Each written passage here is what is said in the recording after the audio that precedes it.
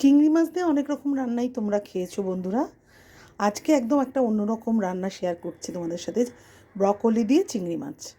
Ingredients খুব অল্প লাগে। একটু নুন হলুদ মাখানো চিংড়ি মাছ, এটা ভাজবো। একটু ব্রকলি, পেঁয়াজ কুচোনো, লঙ্কা, আদা রসুন বাটা, আর একটু সর্ষে পেস্ট সেটা করা, জল দিয়ে একটু ভেজানো আছে, আর একটু ধনে পাতা, আর একটু কালো জিরে ফোড়নের জন্য। ব্যাস এই হচ্ছে আজকের লাগবে। চিংড়ি মাছগুলো একটু নুন হলুদ মাখিয়ে নেব। মাখিয়ে নিয়ে সেগুলো একটু তেলে ভাজতে দিয়ে দেবো।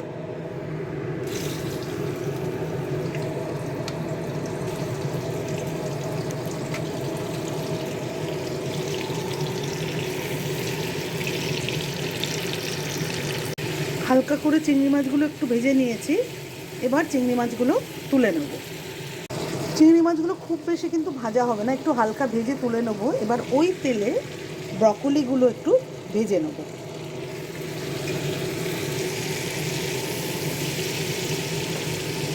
ব্রকলিগুলো একটু হালকা করে ভেজে নিয়েছি, অল্প, খুব সামান্য, একটু সতের মতো করে। এবার এগুলোকেও তুলে নেব।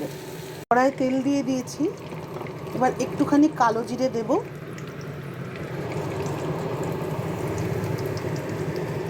আর পেঁয়াজ আর কাঁচা লঙ্কাটা ফোড়ন দিয়ে দেবো। একটু ভেজে নেব। একটু ভাজা হয়ে গেলে তার মধ্যে তাতে টমেটো দিয়ে দেবো, এটাও একটু ভেজে নেব। আর দিয়ে দেবো আদা রসুন আর পেঁয়াজের একটা পেস্ট। একটু ভেজে নেব। তাতে দেবো হলুদ গুঁড়ো, খুব বেশি না, অল্প, একটু নুন,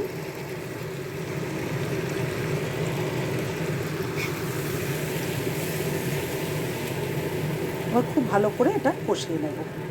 ভাজা ভাজা হয়ে গেছে মশলাটা।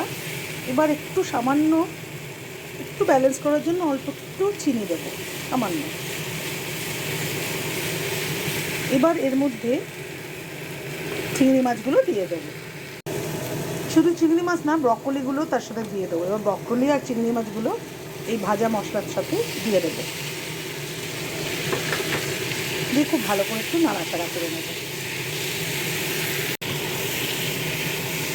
এবার একটু গরম জল করে রেখেছি, এবার এতে দিয়ে দেবো ভাজা ভাজা একটু হয়ে যাওয়ার পর।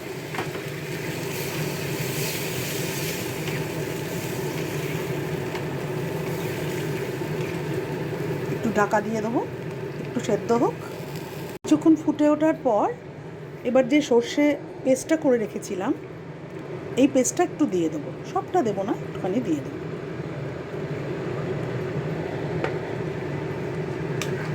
আবার একটু চাপা দিয়ে দেবো। হয়ে গেছে। এবার নামানোর আগে একটু ধনে পাতা ছড়িয়ে দেব।